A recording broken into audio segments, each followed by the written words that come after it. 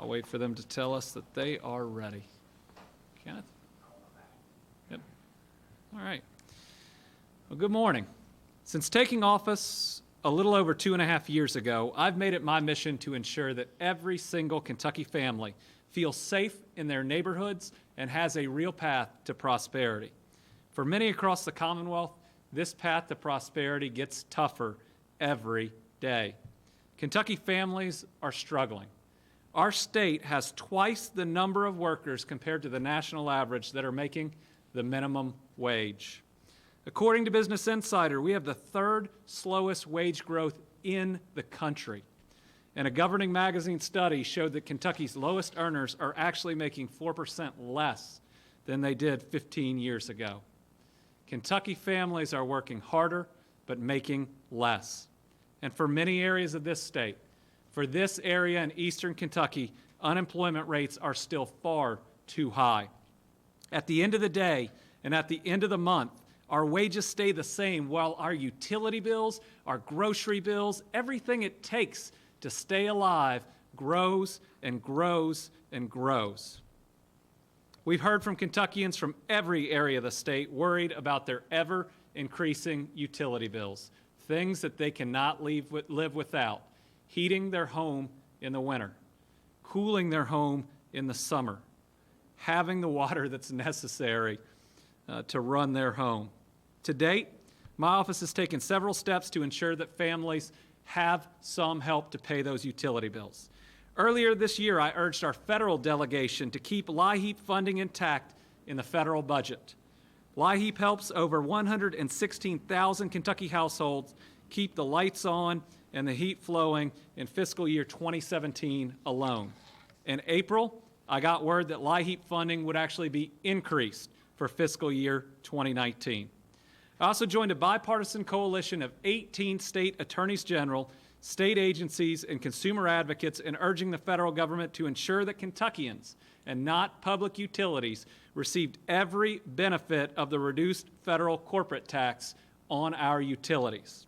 Because of this, we have been able to secure benefits from reduced tax rates for all Kentuckians. For example, we've secured $176.8 million in savings over 13 months for LG&E and KU customers. That will create lower bills. And as many of you know, last year my office filed testimony on affordability in the Kentucky Power AEP rate case when we sought to hold their increase to zero. Kentucky Power had asked for a crippling increase that came after requested increase, after requested increase, after requested increase. And all of this time, fewer and fewer Eastern Kentuckians could afford their service. The number of Kentuckians actually receiving service from Kentucky Power had gone down year after year. We were trying to address what is a death spiral, both in the economics and for those Kentucky families whose lights were shut off and who are no longer receiving the power to heat their home for their children.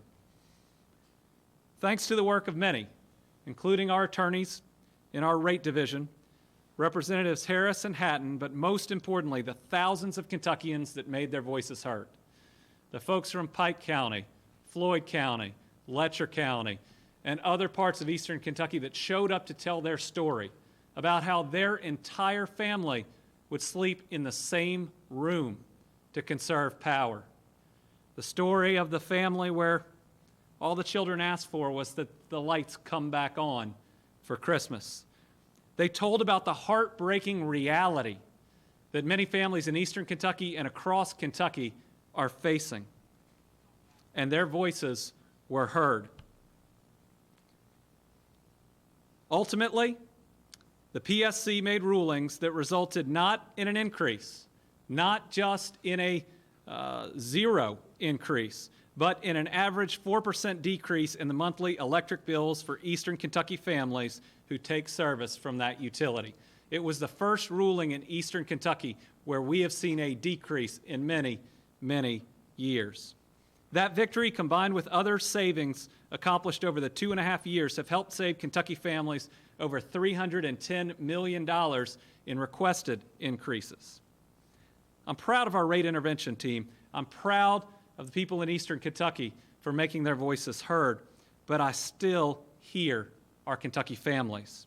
Power bills are still unaffordable, especially here. So this past session, Representatives Harris of Forest Hills and Representative Angie Hatton of Whitesburg filed legislation to give the Public Service Commission broader authorities to hold utilities accountable and ensure that power bills were affordable. It was absolutely necessary for the livelihood of our families. But in what is a shame on our General Assembly, it did not even get out of committee, despite the fact that numerous representatives are in this area. It did not even get a committee hearing. So while many Kentuckians were struggling to pay and have their homes heated this winter, some of our elected legislators failed to act. I guess they're both too comfortable in their homes and in their legislative seats. The people who are struggling are their constituents. They are who these legislators are supposed to be working for. But we won't be discouraged. We won't quit trying.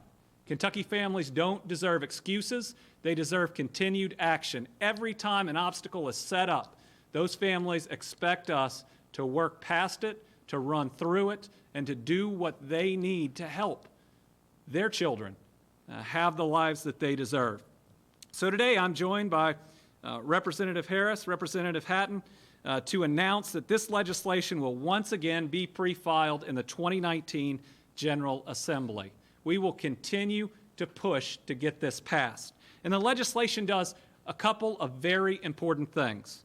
First, it will require the Public Service Commission to consider whether proposed or current rates are affordable for residential customers.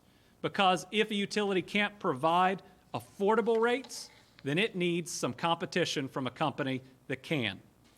It simplifies bills by reducing the number and amount of charges that are recovered through line items and customer charges. Those line items and customer charges are the reason that those families, they're sharing one room to conserve power, still can't significantly impact their bill because no matter what they do, it remains so high they can't afford it. And the bill allows the PSC to consider whether a utility is providing customers good or bad service in setting rates. A utility that's providing bad service shouldn't get rewarded with more money. And finally, it provides stronger oversight by requiring periodic management and operation audits of the Commonwealth's largest utilities. We should be absolutely sure that these companies cut their waste before they raise your power bills. We believe these provisions would help keep utility bills as low as possible so that our families can receive energy at a truly fair price. But we need the public's help to get it passed. It may seem too early to start talking about next year's legislative session, but our families can't wait. They face such challenges right now. And by starting now, by pushing now, by starting to build the coalitions, by building the pressure on everyone who would ultimately vote on one of these bills, we hope to get it passed in 2019 and to start providing immediate relief and transparency that our families deserve. We need you to start talking about this with your neighbors, your family, and your friends. We need you to reach out to all of your elected officials to let them know that this isn't just about saving a little bit of money. It could be the difference between life and death for a family. It can be the difference in a child growing up in a house where they have a shot at prosperity, or growing up in a house where the lights aren't on at night, they can't do their homework, they sleep in the cold, they don't have enough food, and they're expected to go to school the next morning and excel. It can be the difference between our seniors being able to buy medicine and groceries, or just keeping the house warm enough to keep them alive. We hear what folks are telling us, and we know even after the 4% decrease that they are still struggling too much. We know the difficult decisions that they are having to make. We want to pass this legislation to try to give our families a true path to prosperity, to make the system fair. And we believe this bill will help us get there. and we need your help to push it through. I'm now going to introduce Representative Chris Harris. Chris? Thank you, General. And it is, I was with an event the other night with the General, and it is so refreshing to have an Attorney General that is fighting for the people of Kentucky, the people that he represents. And you certainly are, and you've done that since you came in office, and we thank you for that.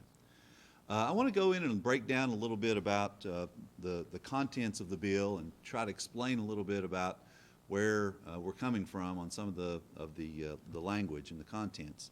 We work closely, Representative Hatton and I work closely with the Attorney General's staff, rates staff in his office, to draft this language so that it does respond to some issues that we are seeing across the Commonwealth right now when it comes to rate requests by public utilities.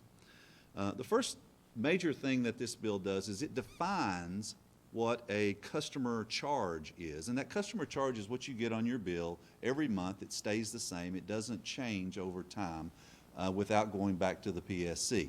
That customer charge will be defined specifically in this bill so that only certain things can be included. That prevents the utilities from throwing oddball charges into the customer charge and making them a hidden charge. So it defines exactly what goes into the customer charge. Another thing that we kept hearing from the Public Service Commission in the past was, well, we can't consider affordability or what this does to the public when we are considering a rate case. It's just based on what the utilities' profits and financial security will be. And that shouldn't be. And so we included in this bill language that allows the Public Service Commission to consider affordability of the region where the public service, where the utility is operating, and affordability to the ratepayers that are paying that bill. And it also allows the Public Service Commission to consider a utility's track record. So if a utility is not responding properly to customer complaints or customer issues, or they're not keeping their end of the deal when it comes to right-of-way and cleanup from their utility, then this allows the Public Service Commission to consider that when setting a rate or when setting the rates. It requires the Public Service Commission to perform a balance between the interests of the utility and that of the ratepayers when establishing rates, so that you can't just consider, they don't just consider one side or the other. And I think probably the most important piece that the General mentioned towards the end of his comments is this idea of a management audit. And this bill would require an initial management audit to be performed on all qualifying public utilities. And then it would go back and require that same management audit to be performed on a 5-year basis. They would be on at 5-year intervals. And the results of those audits would be published on the PSC's website for the public to view and see. And so those are the major components of the legislation. Again, Representative Hatton and I have worked closely with the Attorney General's office on drafting these, and we expect this bill to be pre-filed, if not today, tomorrow. And we're excited about the work that's gone into it. We think that it has a very good chance of getting a hearing, and if it gets put before the members of the General Assembly, I have confidence that they will pass it, because it is good for those that send us to Frankfort to represent their interests. So, thank you. Representative Hatton? Thank you, Representative Harris. Good morning. As I passed over the Pike County line on my way here this morning from Letcher County, I passed a sign that proudly proclaimed that Pike County is America's energy capital. And the irony involved in this region of the country that has powered our country for all of these years, now struggling to keep our power bills on, struck me again this morning on my way here. We are a proud people. We're proud of our heritage. We're proud of the fact that we have mined the coal that's kept this nation running. And we are, in being a people who are filled with pride at our heritage, we are also not the type of people who will just accept that these are going to be our power rates, that this is the way we're going to have to live. The numerous emails that I've gotten, hundreds and hundreds of emails and calls to my legislative hotline, visits to my office and even to my home of my constituents who are having trouble making decisions about whether to keep their house warm or whether to keep food on the table, have overwhelmed me. And so I am very proud that we have an Attorney General who has been willing to come down and go to bat for us. He filed, intervened on behalf of the people in the Public Service Commission rate cases, and now again he's helped Representative Harris and I develop this legislation that has common sense factors that should not be overly burdensome to any responsible public utility. Before they make a decision to pay their corporate executives $11.1 million annual salaries, they should at least have to show that they've considered whether or not their rates are reasonably affordable to the ratepayers, and they should also have to undergo a reasonable audit of their management practices before we guarantee them a monopoly in a region and a guaranteed certain rate of return. It's not fair. It's not something that our people can tolerate, and it's not something that we are going to withstand without a fight. We've had several citizens groups form.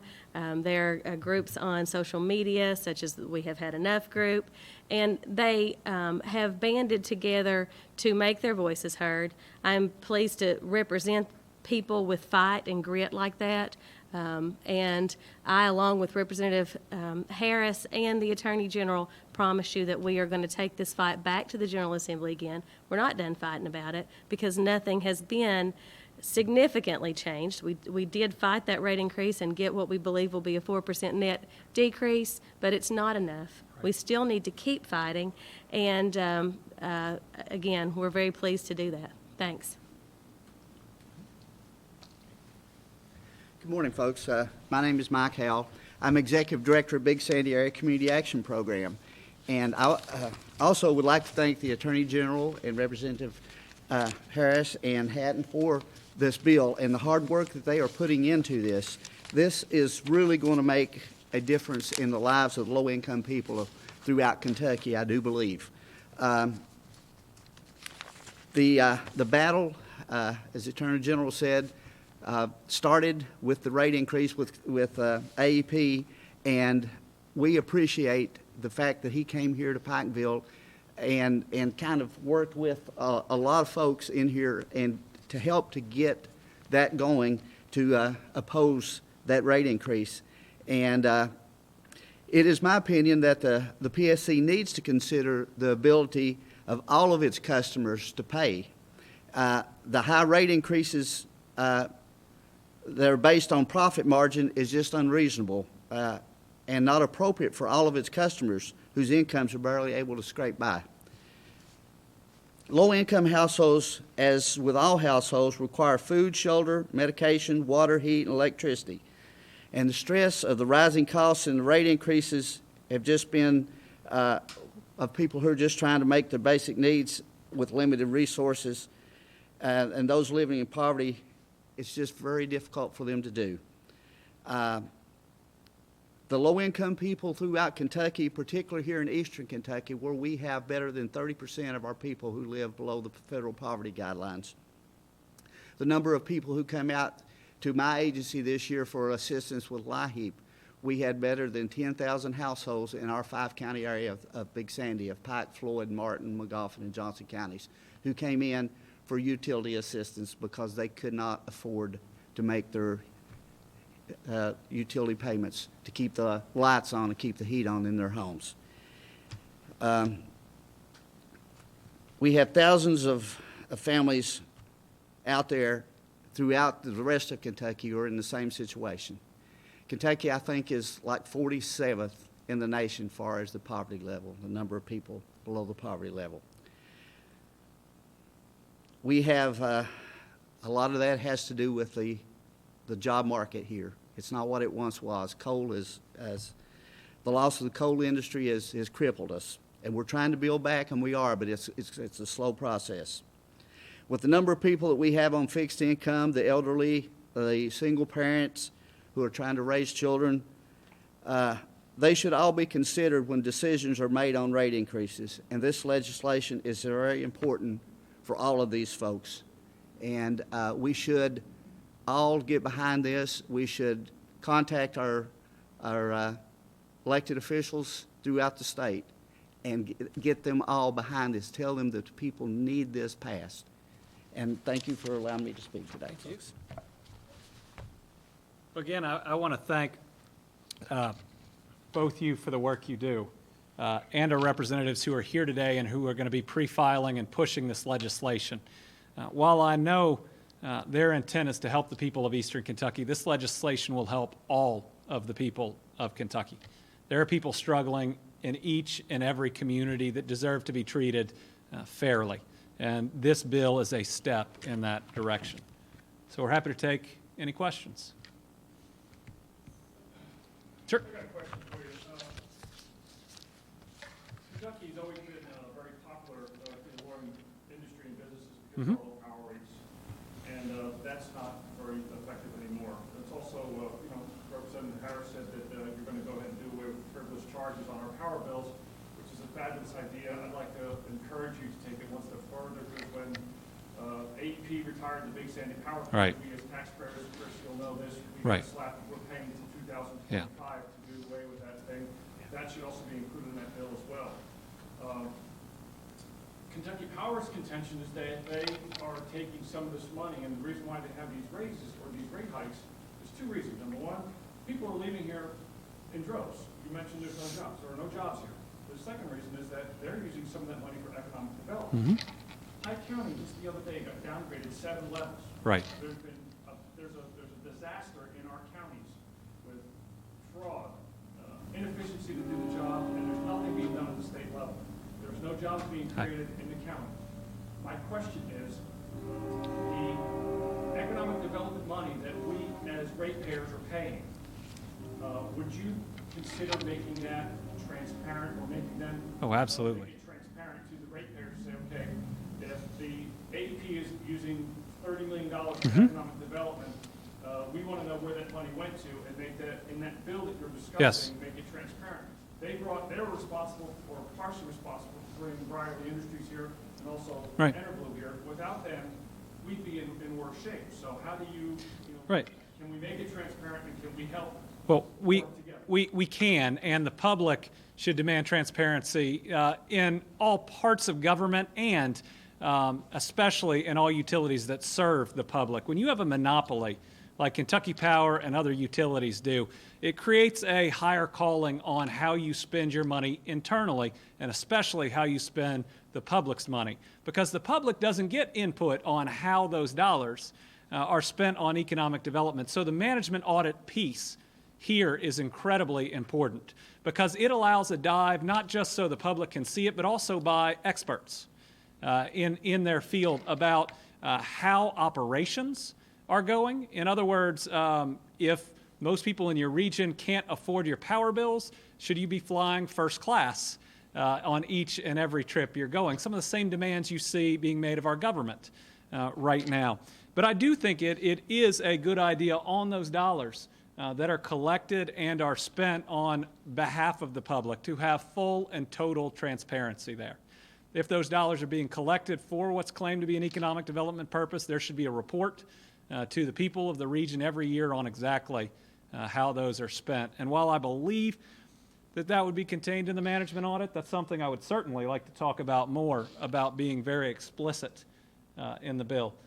And before I let these two comment on that, I want to tell you I agree with your assessment on Eastern Kentucky. You are getting no help from Frankfurt. The current method of economic development in Frankfurt under the current administration is to make more money for the out-of-state CEO, while we can pay people in Kentucky less and less.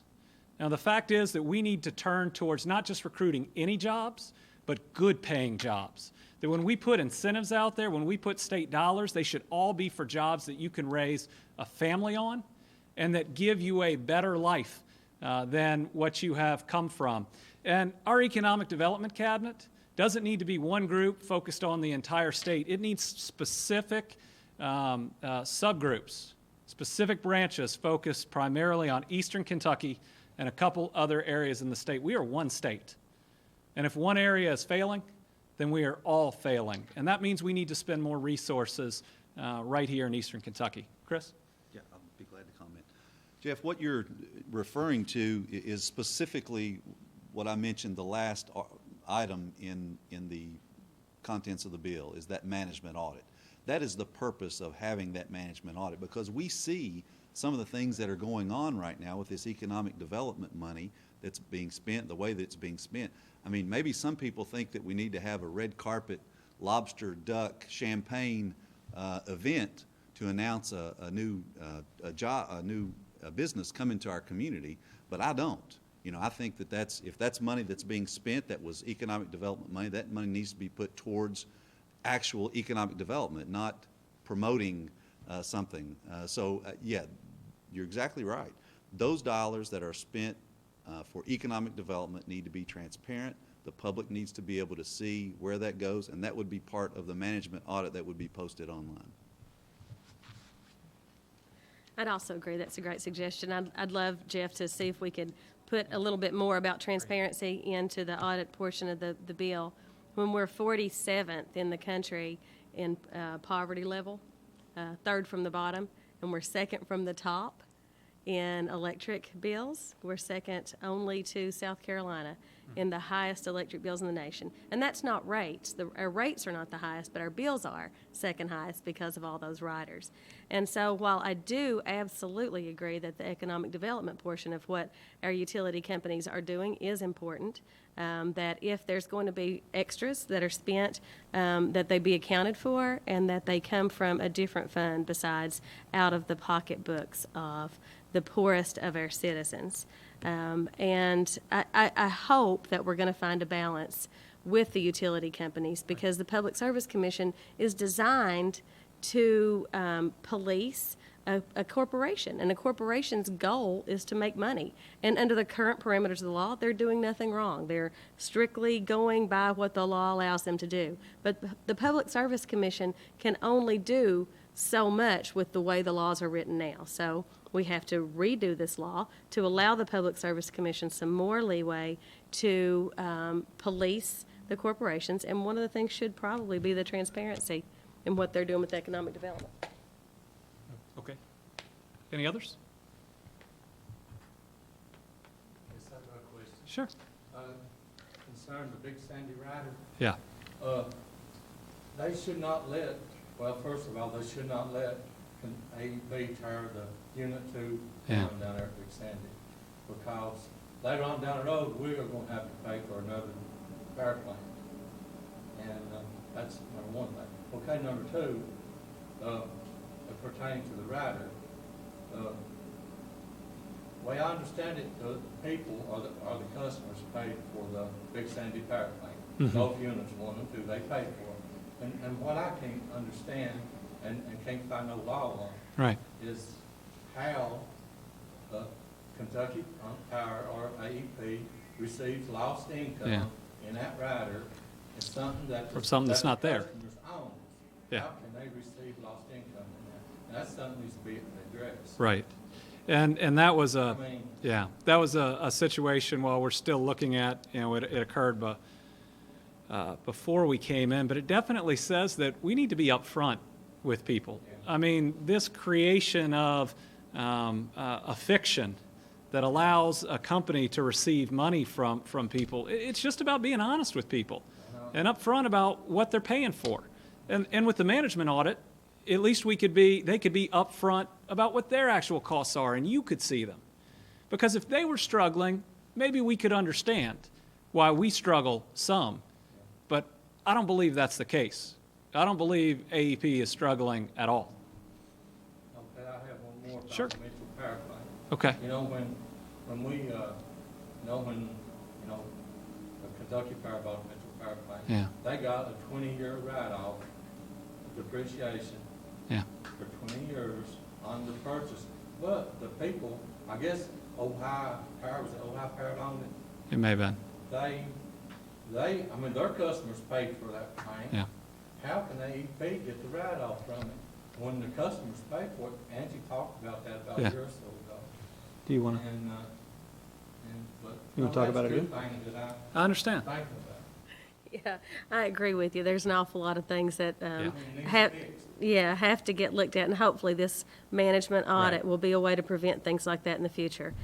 We can't go back and change that bad decision now. And that's one of the reasons we're trying to change the rules by which the PSC operates. Because when we look at how they got here, it was not only some things that I think were bad decisions, but not considering things that could have prevented those bad decisions. Because if they say all we have to look at is the cost to the company and not how it impacts you and whether you can pay your bill, that creates an unfair playing field. Can I say something Yes. briefly? And one more thing to add to that, the Big Sandy riders was the result of a settlement that was entered into between different parties, including the Attorney General's office. Well, there were several settlement offers that were offered to our Attorney General right now on this last rate increase, and he declined them all and went all the way to hearing and went through the hearing, and we ended up with a 4% decrease rather than an increase, which is what all the settlement offers were. So there's really something to be said for standing up when you know something is wrong, standing up and doing what's right, what you believe in for the people that you represent. That's why I'm here today. We appreciate you. Because it's wrong to do people that way. Yeah. It's wrong. Yeah. And what Chris said is right. In this action, which is the Kentucky Power action that's occurred, while I've been in this office, all but 2 parties were willing to settle for something that would have raised your rates yet again. And we simply wouldn't do it. And listen, there was a legitimate threat out there that we could have gotten a worse decision. And that's why people have settled in the past. But you all have been hit enough over and over and over. And I saw your fight and listened to the comments of so many people who just wanted to push back. So we made that commitment, and we'll continue to do that. When more of these are filed, because unfortunately with Kentucky Power, more of these always seem to be filed, we're going to oppose each and every one. I think also something that would help would be like from a citizen or customer from each area where like Kentucky Power does business or Duke Power does business. Or Right. The Louisville, was that Louisville Natural Gas? LG&E does Louisville, Lexington through KU. I sat with the Attorney General's office when they at the hearing because, to speak their opinion. We'd love that. Attorney General. We'd- Be present because the Kentucky Public Service Commission will not allow, they give us 5 minutes to say Right. something. And then when they have all the meetings and everything, they let, Kentucky Utilities in. Mm-hmm. And industrial utilities, and then this Sierra Club, they let them in there, they get to say all they want to. Right. And, but the citizens, Yeah. they need to, that couple of citizens sit there and speak their opinion with the Attorney Right. General's office when they're having these hearings, and that give people more to say. Right. Because if you don't say something, if somebody don't stand up against it in front of the Public Service Commission, I've been down there one time, they will go ahead and give it to them. Yeah. If somebody don't stand up. I'm with you. I believe my job as the Attorney General of the Commonwealth is to represent you, our individual ratepayers who are struggling to keep the lights on. So we not only want to be your voice, we want you to be at the table and have as much participation as you'd like. That's my job. All right. One last question on Sure. economic development. The county obviously can't do anything with economic development. The city of Pikeville has done more than most cities in the region. The state obviously isn't helping us. It's now back to private partnership with AEP. So AEP is the only entity that has been doing Right. anything to do anything with economic development in the region. What's your response? What's your answer on how to increase economic development for the people of this region? So we can get good paying jobs. Right. And we can pay our power bills and our rising, the county's raising taxes left and right to cover their inability to do their job. The city's raising taxes to make the cities beautiful. The state's raising, we're Right. What's the answer to help raise economic Right, growth? and then the state is changing other taxes that remove revenue that is funding your schools and other absolutely critical services. You know, it's time for the people of Kentucky, it's time for the people of Pike County to demand that their government works for them. It's just like when 12,000 teachers marched on Frankfurt, saying what their legislature was doing was wrong, and it was time to fund public education. Eastern Kentucky needs to do the same. You have an economic development cabinet that's simply not serving Kentucky families, it's serving CEOs that are out of state. The fact that we have such low wage growth when other states are thriving coming out of this recession shows that we're not standing up for our people. Making demands on the economic development cabinet. And we're not talking about one project that we're going to hold 6 different press conferences about. We're talking about project after project after project. Being out there, Eastern Kentucky, knowing that there are individuals whose whole job it is to work with you, but every single day on finding that next good job.